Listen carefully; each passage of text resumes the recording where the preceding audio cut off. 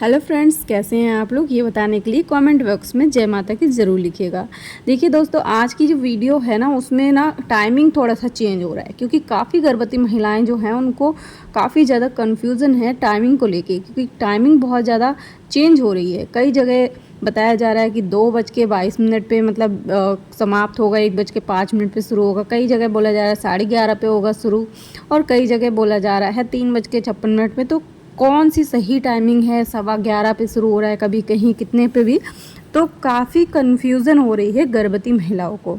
तो देखिए, आज का जो लगने वाला चंद्र ग्रहण है भारत में भी स्पष्ट रूप से दिखाई देगा। इसके अलावा ये ग्रहण जो है Nepal, Sri Lanka, Bangladesh, Pakistan, Bhutan, France, America, Australia, दक्षिण अमेरिका, हिंद महासागर, प्रशांत महासागर में भी दिखाई देगा। तो फ्रेंड्स देखिए, अलग अलग शहरों में अलग अलग थोड़ा सा टाइमिंग हो जाता है, चेंजिंग हो जाती है, लेकिन मैं यहाँ पे सिर्फ भारत की बता रही हूँ।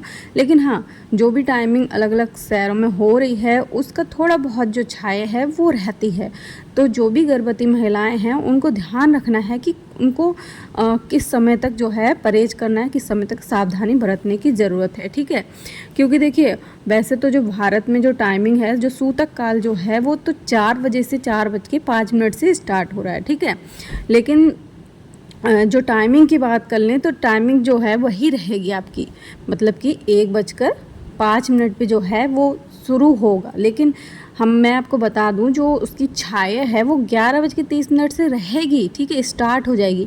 उस समय जो चंद्र ग्रहण का असर है बहुत कम होगा, मतलब उतना नहीं होगा।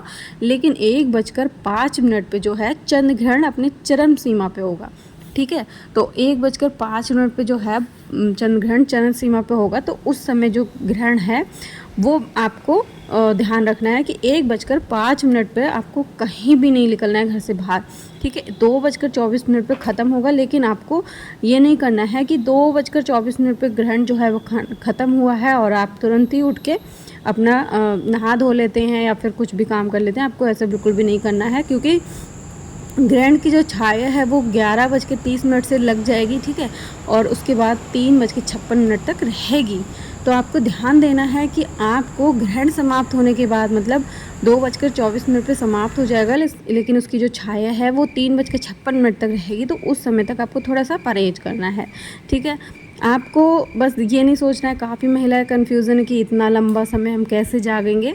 तो आप बिल्कुल जाग सकती हैं, बस आपको लेटे लेटे नहीं फ़ोन, मतलब आप बैठ जाइए, लेट जाइए, थोड़ी देर थक गए हैं, लेकिन आप टीवी देख सकते हैं, आप कोई मूवी देख सकते हैं, आप भजन वगैरह लगा सकते हैं टीवी में। आराम से आपका जो दिन है वो, मतलब रात है जो, वो कट जाएगी, कोई टेंशन नहीं होगा। लेकिन आपको जागना ज़रूर है, ठीक है, क्योंकि जो है ग्रहण के समय गर्भवती महिला को बिल्कुल भी ये गलतियां नहीं करना चाहिए, क्योंकि अगर ऐसा माना जाता है कि ग्रहण के समय नकारात्मक शक्तियों का प्रभाव ज़्यादा बढ़ जाता है। इसलिए इस दौरान कई तरह की सावधानी रखनी चाहिए। ग्रहण काल में किए गए कार्यों को भी शुभ फल प्राप्त नहीं होता है। ग्रहण काल में भगवान की मूर्ति वगैरह को भी स्पर्श नहीं करते हैं, ठीक है। इस दौरान जो है पति से भी दूरी बना के रखना पड़ता है, ठीक है। ग्रहण काल में कुछ भी खाना पीना भी नहीं चाहिए और ईश्वर का आराधना करनी चाहिए। लेकिन आप अगर जो है जाप कर सकती हैं थोड़ी बहुत देर। आप शुरू में जब ग्रहण शुरू होता है, जैसे आप 11:30 बजे से आप कुछ भी मोबाइल में कुछ देख भी सकती हैं, जो भी आपको अच्छा लग रहा है वो देख सकती हैं, टीवी भी देख सकती हैं। लेकिन जब 1:05 से ग्रहण स्टार्ट होता है, फिर 2:24 तक थोड़ा सा आप उस समय मंत्रों का जाप कर लें तो ज़्यादा अच्छा रहेगा, ठीक है। क्योंकि उस समय जो है ग्रहण जो है अपनी चरम सीमा पे होगा, तो उस समय आपको मंत्रों का जाप जरूर कर लेना है।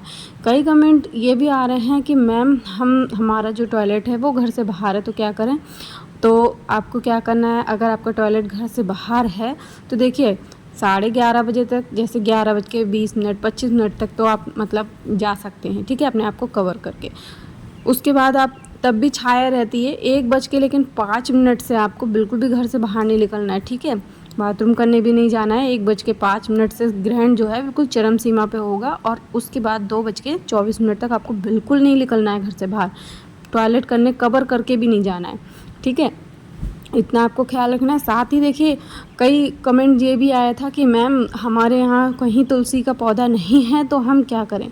देखिए, अगर आपके यहाँ तुलसी का पौधा नहीं है, आपको तुलसी का पौधा नहीं मिला है, कई कमेंट ऐसा भी आया कि तुलसी नहीं है, अब हम क्या करें, सूतकाल भी स्टार्ट हो गया, अब हम क्या डालें, कैसे हम पिएं, तो अब ऐसे में क्या कर सकते हैं।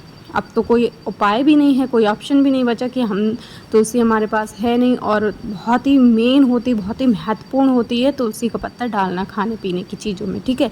तभी हम वो खाना पीना जो है खा पी सकते हैं।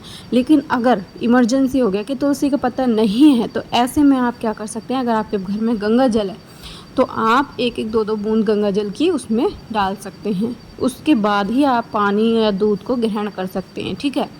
लेकिन जो भी बचा हुआ खाना, जो आपका खाना आपने बना के रखा है, अगर वो बच जाता है तो आपको वो खाना नहीं खाना है। गर्भवती महिला को बिल्कुल भी वो खाना नहीं खाना है। वो खाने को आप गाय, कुत्ता, बिल्ली किसी को भी खिला दीजिए, लेकिन आप मत खाइए। आप सुबह को जब ग्रहण समाप्त हो जाएगा तो आप फ्रेश खाना, ताज़ा खाना बना के आपको खाना है, ठीक है। इतना याद रखना है। साथ ही देखिए, गर्भवती महिला जो हैं, जब ग्रहण समाप्त होगा तो गर्भवती महिला को क्या करना है, जब जो वस्त्र वो पहने हुए हैं ना, उन वस्त्रों को क्या करना है, उतार के और धुल के आपको रख लेना है। पूरी प्रेगनेंसी में आपको वो वस्त्र नहीं पहनना, लेकिन अगर हो सके तो वो वस्त्र को धुल के दान कर दीजिए। सबसे बढ़िया रहता है कि उनको दान कर दो। लेकिन अगर आपके पसंदीदा वस्त्र हैं, ठीक है, और आप नहीं दान करना, नहीं देना चाह रही हैं, आपके फेवरेट वस्त्र पहने हुए हैं आपने वो, तो आप क्या कर सकती हैं, उनको धुल के और आप उसको उठा के रख सकती हैं। आपको पूरी प्रेगनेंसी उन वस्त्रों को नहीं पहनना है, क्योंकि जो वस्त्र आपने ग्रहण के दौरान पहने उसको दोबारा आपको नहीं धारण करना है, इतना आपको याद रखना है। उसको आप प्रेगनेंसी आपकी जब हो जाए, आपकी डिलीवरी वगैरह हो जाए, उसके बाद आप वो वस्त्र को धारण कर सकती हैं, पहन सकती हैं, कोई दिक्कत वाली बात नहीं है, ठीक है। और ग्रहण जब ख़त्म होगा ना, तो आप पुण्य दान ज़रूर करिएगा, क्योंकि अब पुण्य दान में कई कमेंट आ रहे हैं, पुण्य दान में क्या करें, मतलब क्या देना चाहिए पुण्य में। तो देखिए, आप ज़रूरतमंद को भोजन वगैरह खिला सकती हैं, ठीक है। ग्रहण समाप्त होने के बाद, जैसे ग्रहण तो रात में समाप्त होगा, तो रात में आप जब दूसरे दिन को आप मतलब नहा धो के खाना घर का खुद बना के ले जा सकती हैं, उनको गरीबों में दे सकती हैं। इसके अलावा कुछ भी अनाज वगैरह दे सकती हैं, जो आपको अच्छा लगता है, जितनी आपकी जो भी श्रद्धा है उतना कर सकती हैं, ठीक है। लोगों की मदद कर सकती हैं, वो आपके बहुत पुण्य में होता है, मतलब पुण्य में जाएगा, ठीक है।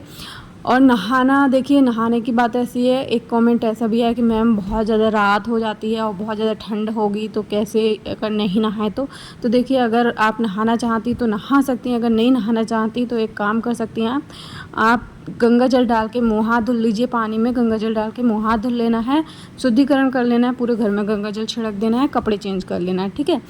आप ऐसा कर सकती हैं। और सुबह को उठ के आप घर की साफ़ सफाई करके तुरंत नहा लीजिए, उसके बाद ही कुछ खाइए पिए, ठीक है, पूजा वूजा करके। तो आपको इतना करना है। आई होप कि आपके जितने भी डाउट थे मैंने इस वीडियो में क्लियर कर दिए। फिर भी कोई डाउट रहता है तो आप कमेंट करके पूछ सकते हैं। तो इस वीडियो को मैं यहीं पे एंड करती हूँ, मिलती हूँ नेक्स्ट वीडियो में, तब तक के लिए बाय बाय।